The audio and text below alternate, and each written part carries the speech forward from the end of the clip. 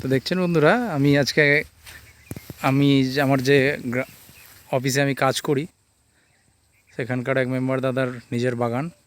এগুলো কলমের গাছ, ঝড়ে মাথা উড়ে চলে গেছিলো, তারপরে কলমের গাছ উড়ে গেছে এবং এগুলো হচ্ছে সেই আঁঠির গাছ। এবং আমের সাইজ দেখুন, আমার হাতে আঁটছে না, আমি চিনতে পারছি না এগুলো আম কি, কোন ভ্যারাইটি। দেখুন থোকায় থোকায় আম, মানে বড় বড় থোকা থোকা সাইজের আম, দেখুন কেমন আম।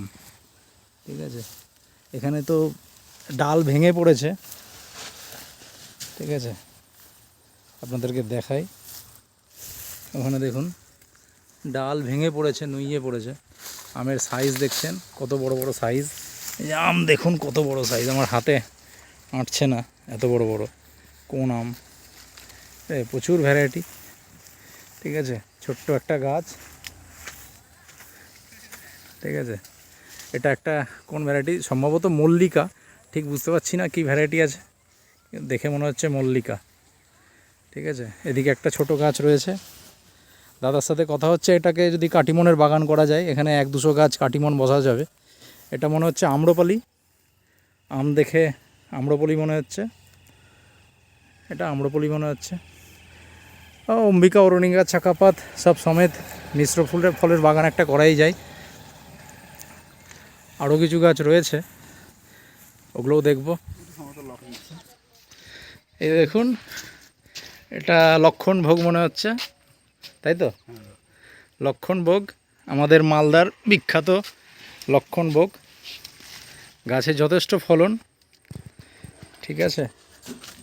আপনারা দেখছেন লক্ষণভোগ গুটি, এগুলো সাইজ খুব একটা বড় হয়নি, কিন্তু খুব তাড়াতাড়ি বড় হয়ে যাবে।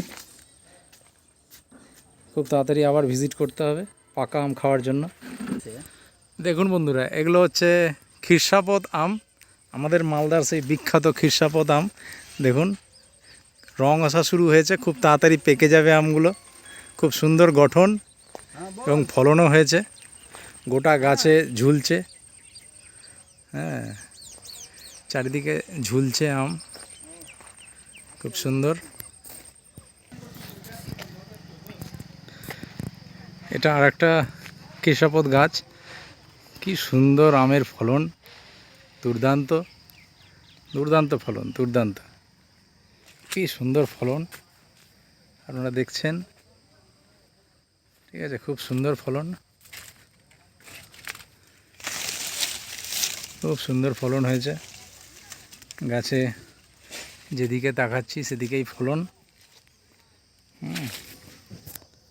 খুব সুন্দর ফলন হয়েছে, এদিকে দেখুন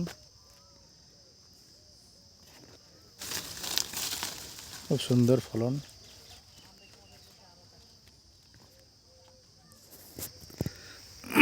কি সুন্দর ফলন, দারুণ দারুণ দারুণ।